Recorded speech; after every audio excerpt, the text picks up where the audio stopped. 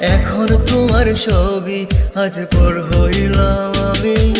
যখন তোমার কেউ ছিল না তখন ছিলাম আমি। এখন তোমার ছবি আজ পর হইলাম আমি। আমারে তুই বেঈমান বলে করলি অপমান, আসলে আমি